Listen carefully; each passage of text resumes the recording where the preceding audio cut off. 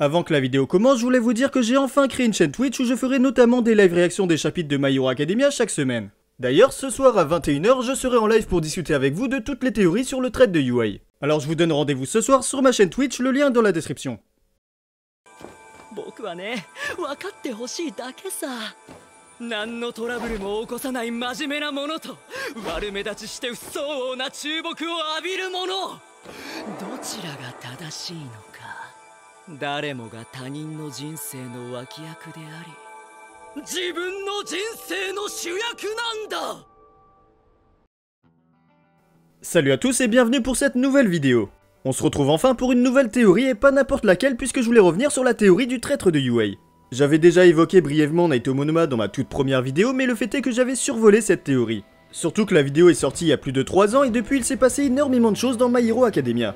Bref, ça faisait quelques mois que je voulais faire une vidéo entièrement consacrée à cette théorie qui a une place particulière dans mon cœur. En effet, pour ceux qui ne le savent pas, c'est la toute première théorie que j'ai imaginée avant même de commencer YouTube. Naito Monoma est un personnage que j'apprécie beaucoup et je pense que lui faire endosser ce rôle de traître en plus d'aller parfaitement avec son caractère rendrait le personnage encore plus intéressant. Il est certes déjà le personnage de la seconde B le plus mis en avant, mais son potentiel de développement est énorme. Sa personnalité n'a jamais montré ne serait-ce qu'une seule facette d'héroïsme, il est d'ailleurs souvent en contradiction totale avec les valeurs que prônent les héros.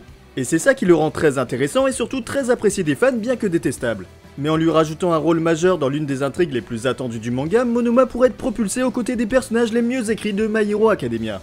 Et dernièrement on a eu l'info comme quoi Naito Monoma ferait partie des personnages qui ont un rôle majeur dans la saga finale du manga. De quoi ajouter un peu plus de mystère sur ce personnage et donner du crédit à cette théorie. Celui qui se considérait jusqu'alors comme un personnage secondaire se tiendrait enfin symboliquement sur le devant de la scène.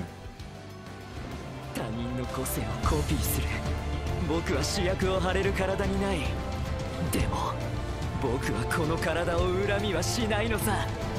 名作には必ずいるものだから主役を食らう脇役ってやつがね。 Bref, sans plus tarder, je vais commencer avec les premiers arguments de la théorie. Comme je l'ai dit dans ma première vidéo, Monoma est quelqu'un de très intelligent. Et le deuxième guidebook officiel Ultra Analysis le confirme avec une note de A+ en intelligence, ce qui en fait un des personnages les plus intelligents du manga. Pour comparer, c'est encore plus qu'Izuku. Pourtant, malgré ses capacités, il est le seul de sa classe à avoir échoué aux examens du premier trimestre et être allé au rattrapage lors du camp d'été. Ce qui n'est pas très logique vu les nombreuses fois où il a fait preuve d'une grosse capacité d'analyse, que ce soit au festival sportif ou lors de l'entraînement face à la classe A. On sait qu'il est possible d'échouer seul lors de l'examen pratique malgré le fait que l'épreuve se fasse en duo. C'est d'ailleurs ce qui pourrait donner un peu moins de crédit à cet argument. Mais justement, Monoma est bien meilleur lorsqu'il est accompagné. Comme il le dit à Shinso, son alter n'est rien sans les autres. De ce fait, il a toujours eu l'habitude de faire face à des situations en étant accompagné d'un coéquipier. Il est presque certain qu'il aurait échoué s'il avait dû affronter un professeur tout seul, mais le fait de se battre à deux aurait dû justement lui donner un avantage. Je rappelle qu'on a eu la preuve à plusieurs reprises que Monoma est très bon pour mettre en place des stratégies.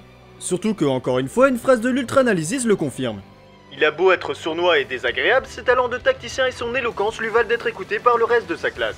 Il ne fait donc aucun doute que c'est lui qui a organisé une stratégie pour réussir l'examen pratique, alors il semble impensable qu'il ait échoué alors que son partenaire d'examen a lui réussi. C'est ce qui me fait penser que Monoma a donc forcément échoué à l'épreuve écrite. On n'a pas vraiment d'informations quant à son niveau scolaire, mais vu son intelligence, c'est assez compliqué de le voir échouer à un test écrit. C'est pour cela que je reste sur ma position comme quoi il aurait fait exprès de rater l'examen écrit pour ne pas faire face aux vilains, sachant qu'il les aurait informés de la position du camp d'été. En restant à l'écart, il n'aurait eu alors aucun soupçon. Maintenant, j'aimerais me centrer plus sur le personnage en lui-même et comprendre ses ambitions. Monoma est une victime de la société discriminante. Depuis toujours, on a cessé de lui répéter qu'il ne peut devenir un héros avec son alter. C'est évidemment très intéressant d'aborder ce sujet en lui faisant devenir un héros avec cet alter qui peut d'ailleurs être considéré comme celui d'un vilain. Le problème c'est qu'on a déjà le personnage de Shinso qui développe cette problématique. Ce serait redondant de développer deux personnages avec la même thématique, c'est pourquoi je pense qu'il serait beaucoup plus intéressant de les opposer. L'un aurait choisi d'aller à l'encontre de la société en poursuivant ses rêves de devenir un héros, tandis que l'autre aurait abandonné ce rêve et serait rentré en conformité avec ce que veut la société. D'ailleurs, Monoma est conscient que Shinso est aussi une victime de cette discrimination des alters. Et une de ses réactions m'a interpellé. Après avoir demandé comment il a fait pour que Deku lui réponde au festival, Shinso lui a dit qu'il allait jusqu'à insulter ses camarades. C'est un comportement qui n'a rien d'héroïque et Monoma le sait. Cette facette de Shinso est ce qui aurait incité Monoma à s'y intéresser pour tenter de l'amener vers le mauvais côté. Mais le plus troublant, c'est qu'il a une réaction similaire lors du festival sportif avec Bakugo. En voyant le comportement de ce dernier, il s'est certainement dit qu'il était possible de le raisonner pour qu'il aille du côté des vilains. C'est pour cette raison qu'il aurait été kidnappé par la Ligue lors du camp d'été. Monoma ayant remarqué cette facette de Bakugo, il aurait alors suggéré de le kidnapper. Bref, pour en revenir à Shinso, il se laisserait pas manipuler par Monoma, notamment grâce à sa rencontre avec Deku et Aizawa qui lui ont permis de continuer à croire en ses rêves. Il pourrait donc faire face à celui qu'il aurait pu devenir s'il avait renoncé à son rêve de devenir un héros. Un personnage secondaire qui suit la route qui lui est destinée par son alter de vilain sans jamais réussir à s'émanciper de ce que veut la société. Surtout qu'Horikoshi a confirmé dans une récente interview que Shinso et Monoma feraient partie des personnages qui seront mis en avant dans la saga finale du manga. C'est peut-être seulement une coïncidence, mais pour moi qui crois fermement en la théorie de Monoma le traître, je trouve que ce scénario serait très pertinent. Je voulais aussi revenir sur quelques éléments qui pourraient accentuer la théorie. Dans le manga, on voit que certains Nomu ont des alters qui ressemblent énormément à des alters de certains élèves de la filière héroïque. On peut noter ceux de Senkai Bala, Ashido Mina ou encore Itsuka Kendo. Encore une fois, ça peut être qu'une coïncidence, mais ça ferait quand même beaucoup de coïncidences. Sachant que Monoma peut copier les alters et que Daruma Ujiko peut les cloner à partir de leur ADN, je pense qu'il pourrait cloner les alters que Monoma copie. Si son alter de copie lui permet de prendre le facteur alter d'une personne, il est probable que son ADN soit modifié pendant ce laps de temps, ce qui rendrait le clonage possible. Après, évidemment, il nous est dit qu'il ne peut utiliser les alters qu'il copie que pendant 5 minutes. Mais même si c'est bien le cas, il faut pas oublier que l'alter de téléportation d'Ujiko permettrait de ramener Monoma dans son laboratoire très rapidement. D'ailleurs, je tenais à revenir sur la conversation entre Nezu, All Might et Naomasa, puisque je sais que vous allez m'en parler en commentaire. Comme il n'y a rien eu de suspect depuis la mise en place de l'internat qui, je le rappelle, était là en grande partie pour dénicher la taupe, ils en sont venus à la conclusion que le traître n'est pas un élève. Sauf que la Ligue n'a pas agi depuis les 4 mois qui ont suivi la retraite d'All Might et la mise en place de l'internat.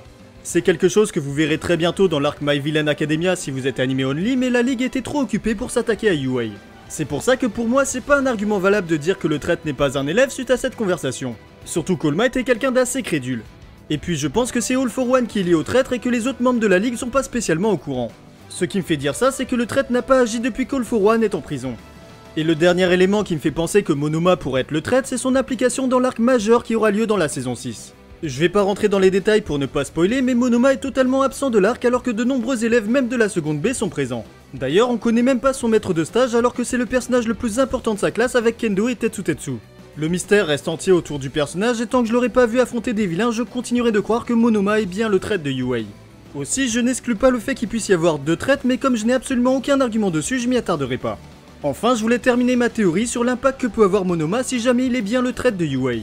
On a vu dernièrement qu'il a pris connaissance de l'alter d'Eri en copiant son alter. Ça nous a permis d'apprendre que c'est un alter d'accumulation d'énergie tout comme le One for All, mais à part ça, Monoma aura été inutile puisqu'il ne peut pas aider Eri à comprendre comment marche son alter comme le voulait Aizawa. Mais comme Horikoshi ne laisse rien au hasard, je pense que cette scène peut amener vers quelque chose de très intéressant pour la suite de l'histoire. Si Monoma est le traître, je pense qu'il donnerait des informations à All for One et non à Shigaraki.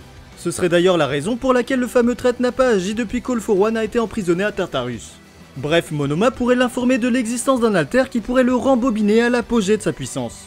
Pour moi, All for One reviendra forcément un jour au sommet de sa puissance pour rendre la bataille finale face à Deku encore plus grandiose. Je sais que l'une des théories est qu'il récupérera le corps de Shigaraki, mais pour moi si ça arrive ça mettrait juste un terme à son développement et je pense pas que c'est ce que veut Horikoshi. C'est pourquoi se rabattre sur l'alter d'Eri permettrait non seulement de le faire revenir en tant que vilain le plus dangereux de l'histoire, mais aussi d'en finir avec le Deus Ex Machina du pouvoir d'Eri.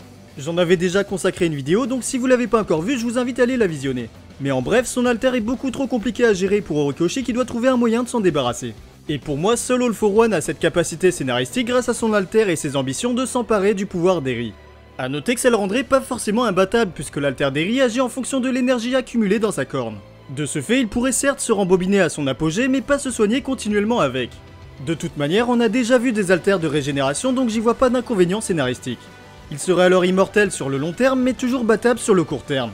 Surtout avec le power-up qu'aura Deku avec tous les alters des anciens détenteurs. Bref, voilà, c'est la fin de cette vidéo mais j'ai encore quelque chose à vous dire. Déjà, j'espère que ça vous aura plu que je refasse des théories comme au tout début de ma chaîne. Je sais que vous étiez beaucoup à en attendre, mais sachez que ça devient de plus en plus compliqué de faire des théories crédibles et complètes. Il m'en reste quelques-unes en réserve, mais il faut que je les éparpille sur le long terme pour pas me retrouver à court d'idées. Je voulais aussi vous dire que je vais continuer les reviews et théories des chapitres sur ma chaîne Twitch. Le lien est dans la description si jamais ça vous intéresse d'en discuter avec moi chaque semaine en live. Tous les vendredis matins à la sortie du chapitre, je fais un live réaction, alors si vous voulez voir ça, ça se passe sur Twitch. J'espère que vous serez nombreux à me suivre dans cette nouvelle aventure en parallèle de YouTube. En tout cas, si la vidéo vous a plu, vous pouvez mettre un petit pouce bleu et vous abonner si c'est pas encore fait. Vous pouvez aussi me suivre sur Twitter pour avoir les petites théories qui me passent par la tête en avant-première. Sur ce, je vous dis à la prochaine pour de nouvelles théories. Tchuss!